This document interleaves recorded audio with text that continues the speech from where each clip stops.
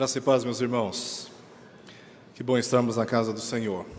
Peço que abram, por favor, a Epístola de Paulo a Filipenses, capítulo 1. Nós leremos o texto do verso 19 até o verso 26. São todos muito bem-vindos à casa do Senhor. Que o Senhor fale aos nossos corações essa noite. Epístola de Paulo a Filipenses, capítulo 1, versos 19 ao verso 26. Nós lemos assim: Porque estou certo de que isto mesmo, pela vossa súplica e pela provisão do Espírito de Jesus Cristo, me redundará em libertação, segundo a minha ardente expectativa e esperança de que em nada serei envergonhado. Antes, com toda a ousadia, como sempre, também agora, será Cristo engrandecido no meu corpo, quer pela vida, quer pela morte. Porquanto para mim o viver é Cristo e o morrer é lucro. Entretanto, se o viver na carne traz fruto para o meu trabalho, já não sei o que lhe hei de escolher. Ora, de um e outro lado estou constrangido, tendo o desejo de partir e estar com Cristo, o que é incomparavelmente melhor. Mas, por vossa causa, é mais necessário permanecer na carne. E convencido disto, estou certo de que ficarei, e permanecerei com todos vós, para o vosso progresso e gozo da fé, a fim de que aumente, quanto a mim, o motivo de vos gloriardes em Cristo Jesus, pela minha presença de novo convosco. Oremos. Senhor Deus, estamos na Tua presença, porque o Teu Filho é quem intercede por nós. Todos nós merecíamos e merecemos a justa condenação eterna, mas aprove ao Teu amor, a Tua graça, enviar o Teu Filho Jesus Cristo para interceder por nós. A sua morte foi eficaz, e agora na Tua presença, Senhor, Te rendemos louvores e abrimos os nossos corações para ouvirmos a Tua doce voz. Que o Senhor, ó Deus, fale aos nossos corações, nos edifique e nos ensine como viver na Tua presença. Nós oramos por isto, em nome de Jesus. Amém. Meus queridos irmãos, o meu sogro e minha sogra, eles moravam aqui perto, no Crimeia Oeste. Resolveram mudar dessa região depois de muitos anos e foram para o setor Bueno.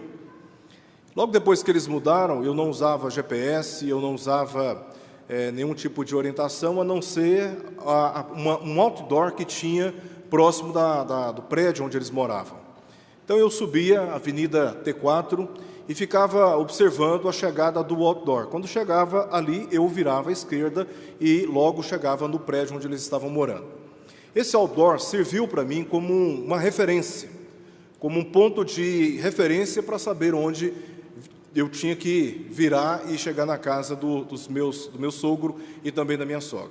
Um belo dia resolveram tirar esse outdoor de lá. E eu indo para a casa do meu sogro, da minha sogra, passei direto e fiquei perdido até quando eu coloquei ali o GPS, a localização, e fui para a casa deles. Porque a referência foi tirada. Essas referências que temos na nossa vida, nos nossos relacionamentos, têm essa importância de certa forma, conduzir a nossa vida, mostrar onde nós devemos andar. Nós temos o Senhor Jesus Cristo como um exemplo maior para as nossas vidas. Mas Deus também proveu para nós, abaixo do Seu Filho Jesus Cristo, muitos exemplos nas Escrituras, que olhando para elas, nós obtemos inspiração, obtemos direção e somos conduzidos pelo testemunho dessas pessoas. Uma das pessoas que nós temos nas Escrituras, que serve para nós como uma referência para a vida cristã, para o cumprimento da missão que Deus deu a todos nós como igreja, é o próprio apóstolo Paulo. O texto que nós lemos mostra como o testemunho do apóstolo Paulo é inspirativo para vivermos uma vida consagrada e inteiramente consagrada a Ele, ao Senhor. Esta é a terceira mensagem que eu estou trazendo à igreja com base na Epístola de Filipenses. O propósito desta exposição, de toda a epístola, é mostrar, é instruir a igreja, é lançar para a igreja a doutrina da alegria fundamental. Aquela alegria que nos dá condições de suportar todas as circunstâncias, as mais variadas, favoráveis e hostis, na manutenção da nossa fé, não apenas da nossa profissão de fé, mas também do nosso comprometimento com a vida com base na fé que nós professamos com os nossos lábios. E essa alegria não é aquela alegria que nós promovemos nas circunstâncias da nossa vida, com comidas, com encontros especiais, com brincadeiras, com piadas, com passeios, com aquisição de bens. Tudo isso traz uma certa alegria para nós, mas é uma alegria provisória. A alegria que Paulo traz como doutrina nessa epístola é a alegria fundamental. Ela tem uma fundamentação com a eternidade e não com a vida temporária. A alegria circunstancial que nós podemos criar nas nossas condições de vida são alegrias provisórias, passageiras. Ao mesmo tempo que nós podemos estar alegres, nós podemos experimentar profunda dor e tristeza. Esta alegria que o apóstolo Paulo transmite no seu ensino e também com seu exemplo, é um dom do Espírito Santo, algo que ele vai descrever depois, mais adiante, aqui nessa epístola. Essa alegria é aquela alegria que vem como resultado da nossa relação com a própria pessoa do Senhor Jesus Cristo. Essa é uma alegria que suporta toda e qualquer circunstância da vida. E o testemunho do apóstolo Paulo exemplifica exatamente esta alegria. Ele estava preso em Roma, privado da liberdade e submetido a sofrimentos por causa do Evangelho de Jesus Cristo. Ele estava pregando o Evangelho e por causa desse Evangelho ele foi aprisionado, tendo sido submetido a muitas torturas antes dessa prisão em Roma. No entanto, ele estava experimentando alegria por tudo aquilo que estava acontecendo. É isso que nós lemos aí no verso 18, na parte final. Ele diz: também com isto me regozijo, sim, sempre me regozijarei. Ele não se deixava abater no tocante àquilo que ele entendia ser a missão da sua própria vida, porque a sua esperança sempre esteve no Senhor, que estava dirigindo a história da sua vida. Parecia, talvez, que o ministério da pregação do Evangelho, naqueles dias, através da instrumentalidade de Paulo, já estava interrompido e não havia mais esperança. Mas ele se regozija na cadeia. Ele já tinha passado por outras prisões, lá em Cesareia, lá em Filipos, mas em nenhum desses momentos ele viu o Evangelho ser silenciado. Pelo contrário, ele viu o Evangelho avançando ainda mais. Aliás, é isso que ele diz no final do verso 12, que todas essas coisas que estavam acontecendo com ele estavam, na verdade, contribuindo para o progresso do Evangelho. Nada pode silenciar a voz do Evangelho. Nada pode impedir que o Evangelho avance. E Paulo tinha exatamente essa percepção da vida. Era assim que ele interpretava a vida que ele estava vivendo. Deus estava conduzindo a sua história. Deus estava conduzindo a sua vida. Ele diz no verso 12, na parte A, sobre coisas que haviam acontecido com ele. Quando nós vamos para o capítulo 20 de Atos, nós lemos ali que Paulo foi acusado falsamente de ter introduzido um gentio no templo. Essa falsa acusação suscitou as multidões para que agarrassem Paulo e o torturassem. Ele foi aprisionado, e nesta prisão ele apelou para que fosse julgado por César. Ele até teve uma oportunidade de discursar para aquelas multidões, mas não adiantou. Ele passou por vários tribunais, depois foi levado para Roma, no caminho sofreu um naufrágio, e ali, antes mesmo de ser levado para Roma, o próprio Senhor Jesus lhe apareceu e disse, segundo o relato de Atos 23, verso 11, coragem, pois do modo porque deste testemunho ao meu respeito em Jerusalém, assim importa que também o faças em Roma. Então, tudo o que estava acontecendo com Paulo em Jerusalém estava, na verdade, obedecendo exatamente um plano que Deus estava conduzindo para a história de sua vida. Assim, com todos nós, passamos por determinadas circunstâncias da nossa vida, nós não conseguimos entender muitas dessas coisas, mas Deus sabe exatamente para onde Ele está nos levando. Ele sabe exatamente o que Ele pretende fazer. E Paulo estava ali encorajado pelo próprio Senhor Jesus, foi para Roma e ali, em Roma, nessa condição, ele escreve esta epístola e remete para a igreja de Filipos, a fim de encorajar aqueles crentes e demonstrar com seu testemunho como a confiança daquela igreja deveria estar fundamentada na verdadeira alegria, a alegria fundamental que provém da nossa relação com Cristo Jesus, o nosso Senhor. Então, ele ali encoraja a igreja pelo engrandecimento de Cristo e não pelo engrandecimento próprio.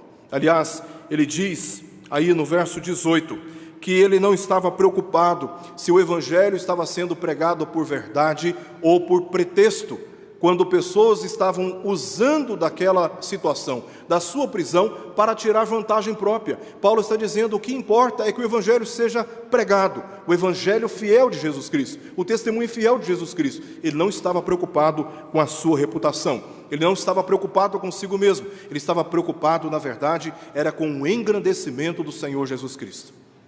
De maneira que o testemunho que Paulo dá a respeito de si mesmo, nesta passagem, como eu disse, serve de encorajamento para todos nós, a fim de vivermos a vida com o foco certo, na direção certa, sem nos deixar esmorecer pelas provações pelas quais muitos de nós temos que enfrentar, se é que já não estamos enfrentando.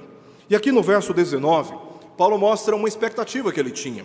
Ele diz o seguinte: porque estou certo de que isto mesmo, pela vossa súplica e pela provisão do Espírito de Jesus Cristo, me redundará em libertação. Paulo estava aguardando o julgamento em Roma. O resultado desse julgamento parecia ser incerto. No entanto, afirmou: eu estou certo de que isto mesmo me redundará em libertação. Poderia ser libertação da cadeia, como poderia ser libertação do corpo, da corrupção, a fim de partir e estar com Cristo. Mas ele confiava que Deus estava dirigindo a sua história de maneira que ele seria liberto. É por isso que ele diz: eu estou certo que todas essas coisas redundará na minha libertação. E aqui ele indica para nós dois meios que Deus usa para abençoar a sua vida, usou para abençoar a sua vida. Ele disse, pelo seu testemunho, que Deus estaria usando meios humanos e meios divinos. O meio humano que Deus haveria de usar seria as súplicas da igreja. Veja o que ele diz aí no verso 19 ainda: pela vossa súplica. Então ele reconhece que Deus usa sim as orações do povo de Deus a favor daqueles que pregam o evangelho. Paulo, pelo texto que nós lemos aqui no capítulo 1, era um homem de oração, era um homem dedicado a falar com Deus. Ele não hesitava em pedir a Deus e de agradecer a Deus pela igreja. Mas sua confiança aqui no texto não estava baseada nas orações que ele estava fazendo, e sim, como diz o próprio texto, nas orações que a igreja estava fazendo a favor dele. Ele sabia que seria liberto porque os filipenses estavam orando por ele. Eles não tinham influência política, eles não tinham influência militar, eles não tinham poderes financeiros, mas se tinha algo que essa igreja tinha, era o poder da oração. Esta igreja tinha a oração na presença do Senhor. E Paulo estava confiando nas súplicas que essa igreja estava fazendo. As orações do povo de Deus, certa vez, resultaram na libertação de um outro apóstolo, o apóstolo Pedro. Ele foi perseguido pelo rei Herodes e preso por causa da pregação do evangelho. E lá em Atos capítulo 12, verso 5, nós lemos o seguinte texto: Pedro, pois, estava guardado no cárcere, mas havia oração incessante a Deus por parte da igreja a favor dele. E nós conhecemos bem a história.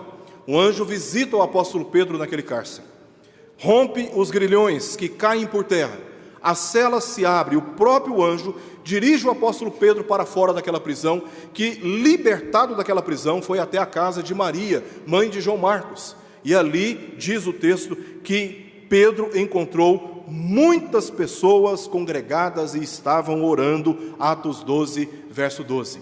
Enquanto a igreja estava orando, Deus instrumentalizou aquelas petições, aquelas súplicas, e libertou o seu servo do cárcere. E Paulo sabia que seria liberto porque os filipenses estavam orando por ele.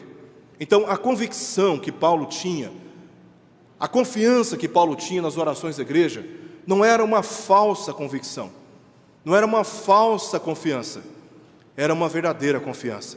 Ele entendia não apenas a importância da oração, mas ele também entendia a importância da oração da igreja reunida, suplicando a Deus a favor da sua vida.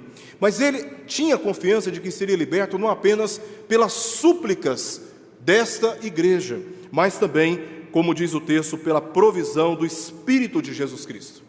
A.W. Tozer foi um pastor americano renomado que faleceu em 1963. No seu livro Vivificados no Espírito, Tozer lamentou que em determinadas igrejas, se o Espírito Santo fosse removido, essas igrejas continuariam seus negócios, suas tarefas, suas atividades, sem perceber que o Espírito Santo não estava mais entre elas. A crítica de Tozer foi no sentido de que, se nós não vivermos uma vida cheia do Espírito Santo, reconhecendo quem Ele é e as suas obras poderosas como aquele que é o nosso Consolador, nós passamos a viver mais em função da confiança em nós do que em Deus. Essa é a crítica que Tozer faz no seu livro. E aqui Paulo está reconhecendo que o Espírito Santo, como aquele que foi enviado da parte de Jesus Cristo, ou seja, o Espírito de Jesus Cristo, que vem da parte de Jesus Cristo, é o Consolador. E Ele mesmo haverá de socorrer o apóstolo Paulo, naquelas condições. Como o Espírito Santo vem ao socorro daqueles que estão sofrendo, daqueles que estão padecendo e que suplicam da parte de Deus auxílio. Deus envia o seu Espírito para consolar, Deus envia o seu Espírito para libertar, Deus envia o seu Espírito para edificar, Deus envia o seu Espírito para conscientizar o seu povo de pecados que precisam ser abandonados, Deus envia o seu Espírito para nos fazer lembrar das palavras de Jesus, Deus envia o seu Espírito para nos santificar. Homens, mulheres cheias do Espírito Santo são pessoas fundamentadas na verdadeira alegria, porque sabem que, tendo circunstâncias a seu favor ou contra si, tendo o Espírito Santo, eles têm um consolo, eles têm alegria, eles têm a esperança e eles têm a verdadeira confiança. Por isso Paulo estava confiante de que seria liberto por causa da ação do Espírito Santo, em conjunto com as súplicas da igreja de Filipos. E a partir daqui, versos 20 adiante, nós vemos Paulo estabelecendo duas prioridades. Já que essa questão da minha prisão e da minha libertação não é algo que está preocupando o meu coração, porque se vivo ou se morto, esta missão, o Evangelho continuará progredindo, o Evangelho continuará avançando. Paulo então coloca agora este assunto de lado e demonstra para a igreja, no seu testemunho pessoal, que ele tinha duas prioridades que nós precisamos ter também na nossa experiência da vida cristã. A primeira prioridade que Paulo tinha era a pessoa do Senhor Jesus Cristo. Veja o que ele diz no verso 20 e no verso 21. Segundo a minha ardente expectativa e esperança de que em nada serei envergonhado, antes, com toda a ousadia, como sempre, também agora, será Cristo engrandecido no meu corpo, quer pela vida, quer pela morte. Porquanto, para mim, o viver é Cristo e o morrer é lucro. Esse era o foco do apóstolo Paulo. Era isso que estava em sua perspectiva. No verso 19, ele declarou meios de sua libertação. Agora, no verso 20 e verso 21, ele explicou os motivos. Se livre ou preso, Deus estava garantindo o progresso do Evangelho, que nós lemos no verso 12. Paulo estava certo de que, vivo ou morto, Cristo seria engrandecido e que, independente da sentença judicial contra ele, diz o texto, em nada disto ele seria envergonhado, porque tudo o que fez foi atender o chamado de Cristo e dar fiel testemunho a respeito do Senhor Jesus. A vida do apóstolo Paulo, dedicada ao testemunho do Senhor Jesus Cristo, era o que mais importava. O resultado disso, se libertação, se prisão, isso não fazia parte da sua preocupação. Meus irmãos, geralmente a vergonha é definida como uma emoção que afeta a nossa consciência com culpa ou com a desonra. E aí nós nos sentimos acuados, envergonhados, nós nos sentimos reprovados, envergonhados, nós nos sentimos desonrados ou rejeitados.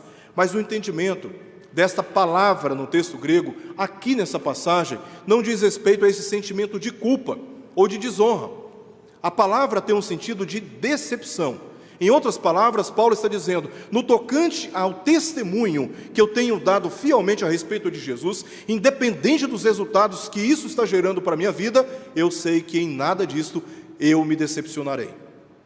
E ele não tem essa preocupação de ser decepcionado, porque a sua expectativa estava na direção correta, de que o Evangelho seria pregado, quer preso ou livre, vivo ou morto, por pretexto ou por verdade, porque esta missão era do Senhor e ele era apenas um servo. Verso 1 do capítulo 1. Esta missão é uma missão que está sendo dirigida pelo Senhor Jesus. E não tem homem na face da terra, com poder ou ausente de poder, sem poder, capaz de impedir essa missão de ser cumprida. O testemunho de Jesus Cristo será dado entre todas as nações. E é por isso que Paulo não está aqui preocupado se vivo ou se morto. Ele, pelo contrário, mostra a certeza de que em nada daquilo que ele estava pregando, ele seria decepcionado, ele seria desonrado ou envergonhado, porque esta missão seria cumprida, apesar de estar preso, vivo ou morto, esta missão seria cumprida. E era isso que alimentava a expectativa de Paulo na sua vida. E isso deve alimentar a alegria no nosso coração, que apesar de nós, apesar dos eventos que nos cercam, Deus haverá de cumprir cabalmente cada um dos seus planos. E nada pode frustrar os seus desígnios, porque Ele soberanamente está conduzindo a história da nossa vida. Este era o sentimento de Paulo. E confiado no Senhor, não em si, confiado no Senhor, não nos homens, ele diz: eu estou certo de que em nada serei envergonhado, em nada estarei decepcionado, porque Deus está cumprindo a sua missão e ela chegará ao fim que Ele mesmo determinou. Então, se fosse preso, liberto da prisão, se fosse sentenciado à morte por causa do Evangelho, não tinha nada a perder. É por isso que ele diz no verso 21, porquanto para mim o viver é Cristo, o morrer é lucro. Ele não tinha nada a perder, porque Cristo era a sua prioridade, Cristo era o seu foco. E nós às vezes perdemos coisas materiais, às vezes nos decepcionamos com pessoas, às vezes por não termos alcançado certos objetivos nessa vida, nós tratamos a vida como se ela tivesse perdido o seu valor, como se não tivesse mais nada a fazer, como se a esperança tivesse nos abandonado. E isso geralmente acontece quando nós não temos a nossa expectativa no lugar certo. E Paulo está dizendo: a minha expectativa está no Senhor, de maneira que, vivo ou morto, eu só tenho a ganhar, porque o viver é Cristo e o morrer é lucro. Eu tenho aquilo que é mais precioso, que é o próprio Senhor Jesus na minha vida. E nada, absolutamente nada, pode mudar aquilo que Ele tem me dado. Então, Paulo deixa bem claro que Cristo vivia nele, e ele vivia pela fé em Cristo, conforme ele mesmo diz em Gálatas 2:20, e assim continuaria. Ele continuaria assim. Se vivo, ele vai continuar crendo em Jesus e servindo o Senhor Jesus. Se morto, isto não lhe seria perda ou desonra, mas uma recompensa, porque morrer em Cristo é lucro. Aliás, ele diz aí mais adiante no verso 23, que estar com Cristo é incomparavelmente melhor. Hoje de manhã, nos meus momentos de oração, acordo e já na cama começo a orar, e enquanto eu estava no meu momento particular com Deus, estava meditando na volta do Senhor Jesus. E imaginando, porque só tem uma imaginação, né? Além do testemunho da Escritura, eu fico tentando degustar um pouquinho daquilo que é estar com Cristo, e comecei a meditar como será maravilhoso quando nós partirmos e estarmos com Ele. Como será maravilhoso. E eu já levantei da minha cama já super animado, porque não tem bem mais precioso para a vida de um cristão do que a esperança de estar com Cristo. Então, meus irmãos, enquanto esse dia não chega, nós vivemos pela fé na pessoa de Jesus Cristo, e tudo o que nós temos a oferecer para este mundo é este testemunho de que Ele está vivo e que Ele está voltando. Paulo está deixando bem claro que viver é Cristo, ou seja, na dependência do testemunho de Cristo, e o morrer é lucro, porque estar com Ele é incomparavelmente melhor. Cada pessoa vive para alguém ou para algo. Nesse sentido, a vida pode significar simplesmente nascer, crescer, casar, ter filhos, envelhecer e morrer. Este ciclo, apenas isto. Para outros, a vida pode simplesmente significar trabalhar e desfrutar dos resultados financeiros. Então, eu entenderei e compreenderei a vida de maneira que eu gaste todos os meus dias e todas as minhas energias em cima do trabalho, para obter ganhos financeiros e desfrutar desses ganhos financeiros, e faz disso o objetivo final da sua vida, o sentido da sua vida. Outros usam o tempo da vida, que é um tempo único. Até estava conversando com a minha esposa ontem sobre isso. Os dias da nossa vida estão passando e eles não voltam. Nós só temos uma vida, só temos uma oportunidade, e o tempo está passando. Como nós queremos gastar a nossa vida, dedicar os dias da nossa vida? Tem pessoas que pensam que vale a pena concentrar todos os esforços e o foco da sua vida no alcance de reputação profissional elevada. Então faz disso o alvo mais elevado, o objetivo final e último da vida. Outros querem ser populares nas redes sociais, ou até mesmo em grupos sociais como uma igreja local. Paulo definiu sua vida centrada em Cristo como a fonte da vida, o propósito da vida, o padrão da verdadeira vida e a esfera da vida. Viver é Cristo, na concepção do apóstolo Paulo. John Alec Motower, um estudioso inglês e irlandês, diz que Deus não apenas governa a nossa vida do trono, mas também sustenta nossas vidas por dentro. Essa era a experiência do apóstolo Paulo. Paulo tinha esperança em Deus e sua expectativa estava focada em Cristo, não em si mesmo. Esta era a sua verdadeira ambição. Por isso não se deixava abater com o que os homens poderiam fazer quando estava certo daquilo que Cristo já tinha feito por ele. Então o foco de Paulo, a prioridade de Paulo na vida era de servir a Deus, era de dedicar a sua vida a Deus e de consagrar os seus dias, a sua história ao Senhor. Segunda prioridade dele, segundo foco da sua vida, estava na igreja.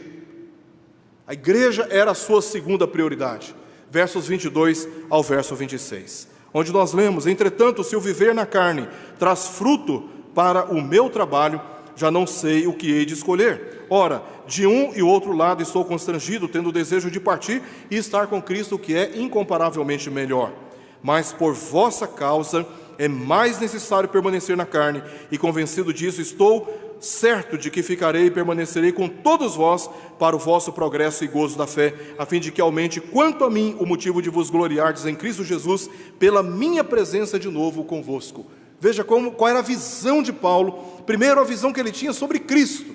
Segundo, qual era a visão que ele tinha sobre a igreja, e como viver em função da igreja, e como se dedicar a favor da igreja, era algo muito importante para ele. O egoísmo sempre gera infelicidade, e Paulo tinha alegria porque amava os outros. O próprio testemunho que nós temos aqui no capítulo 1 mostra que Paulo orava incessantemente pela igreja, orava pelos outros, ele encorajava os outros e promovia a verdadeira alegria nos outros. O céu na terra de Paulo era ajudar os outros. Enquanto desejava estar com Cristo, ansiava permanecer e ajudar os crentes a crescer em Cristo. Ora, entretanto, se o viver na carne traz fruto para o meu trabalho, já não sei o que hei de escolher. Talvez para nós seria algo muito simples de escolher. Eu quero estar com Cristo, e os outros que lutem, os outros que se organizem na vida. Eu quero antecipar a minha ida ao céu e desfrutar da presença de Deus. Mas Paulo contempla a possibilidade, a esperança de estar em Cristo. Ele olha para a igreja em toda a sua necessidade e ele mostra uma dúvida, uma incerteza. Ele fala: eu não sei o que hei de escolher, eu não sei o que hei de escolher. Seu corpo não era dele, seu futuro não era dele, sua reputação não era dele. Seu desejo pessoal era partir e estar com Cristo. Sabia que isso seria incomparavelmente melhor, pois as constantes difamações que ele estava sofrendo, as perseguições, as torturas, as prisões, dariam lugar à perene paz e prazeres celestiais na presença de Deus. Contudo, também sabia que os filipenses crentes estavam precisando dele, é o que nós lemos no verso 24: mas por vossa causa é mais necessário permanecer na carne. É incomparavelmente melhor estar com Cristo, mas por vossa causa é mais necessário que eu permaneça com vocês. Nós não vemos aqui nenhum espaço para o egoísmo de alguém pensando apenas em si, mas de alguém que estava pensando também na igreja. Entre uma necessidade temporária, que era o pastoreio da igreja, e uma garantia eterna, que era de estar com Cristo, Paulo revelou o interesse de permanecer, verso 25. Convencido disto, estou certo de que ficarei e permanecerei com todos vós para o vosso progresso e gozo na fé. Necessidades temporárias passam, garantias eternas permanecem.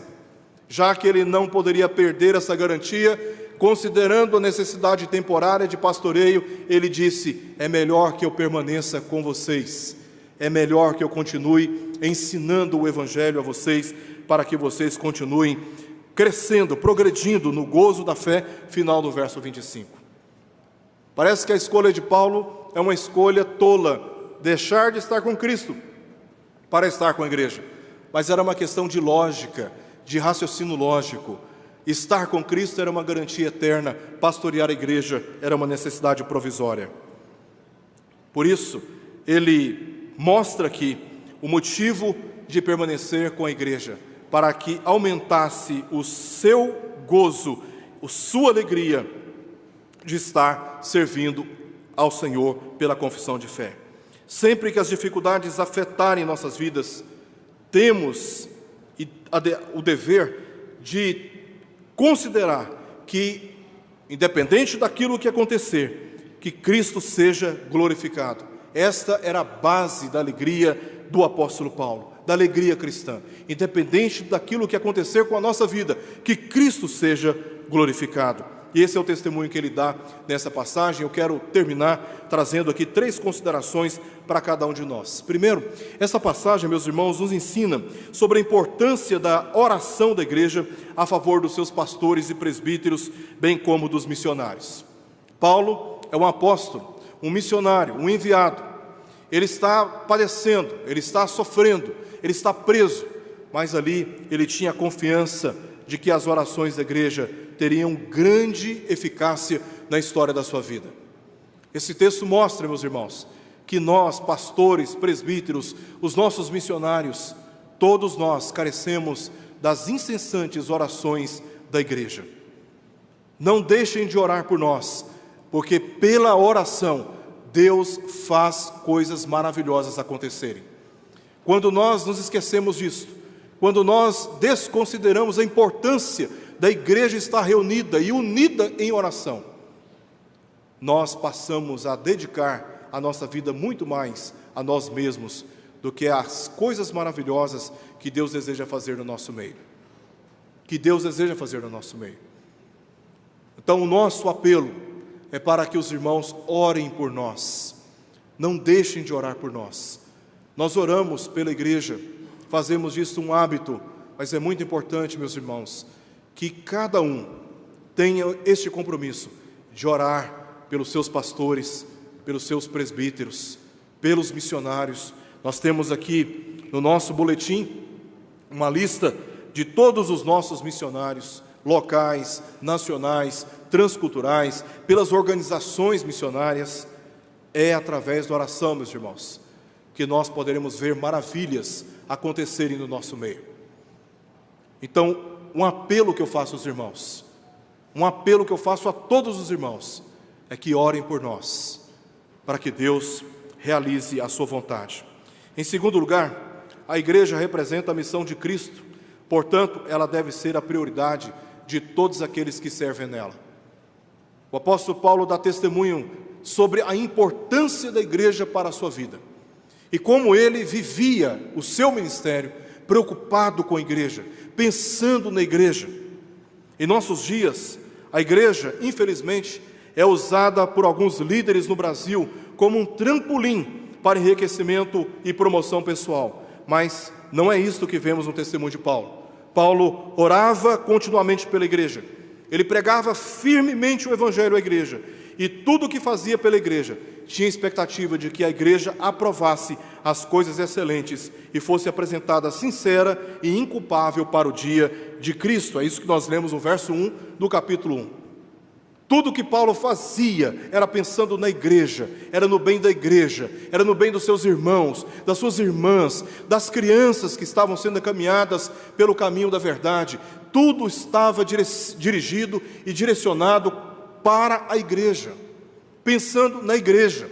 A igreja não pode ser usada como meio de promoção pessoal. A igreja não pode ser usada como meio de cultivo de vaidades pessoais.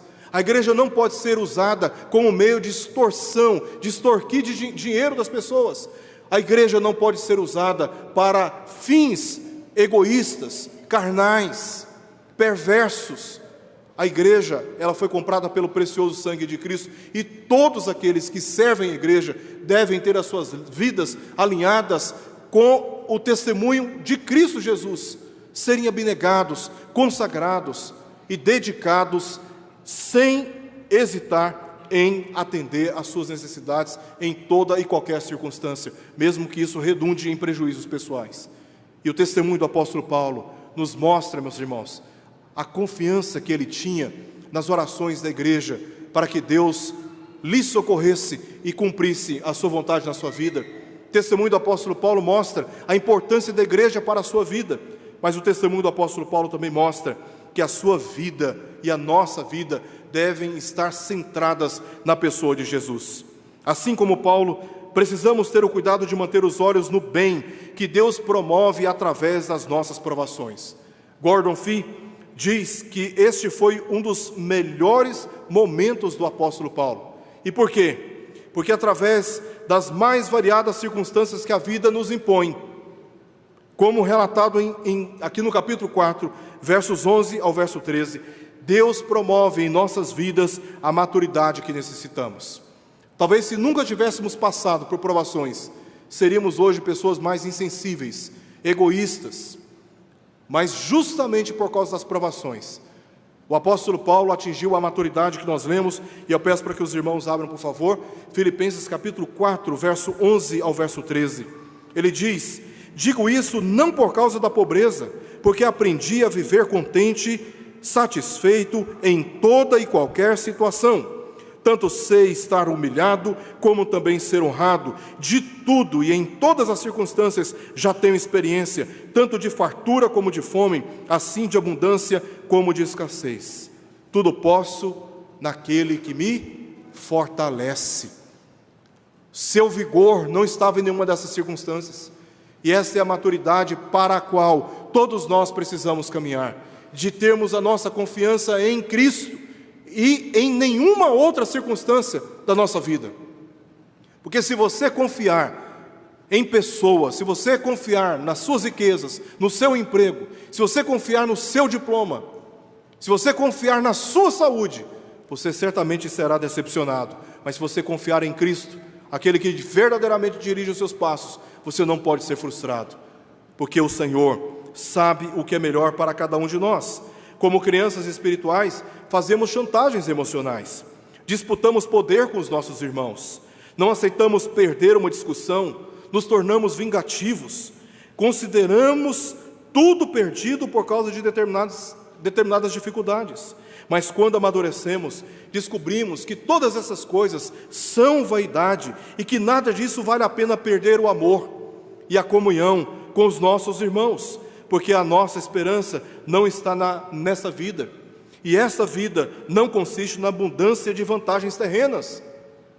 Vivemos para promover a glória de Cristo, não a nossa própria glória. Nós vivemos para Cristo. Era isto que Paulo entendia, que Cristo deve ser honrado no nosso corpo. Se temos que viver, que Cristo seja honrado na nossa vida. Se temos que morrer, que a nossa morte seja para a honra de Cristo. Como seria muito mais alegres se aprendêssemos a fazer o que Paulo fez, procurando cuidadosamente e intencionalmente as boas coisas que o Deus soberano está realizando em meio das nossas dificuldades, mantendo as coisas boas em foco, aquilo que Deus está fazendo.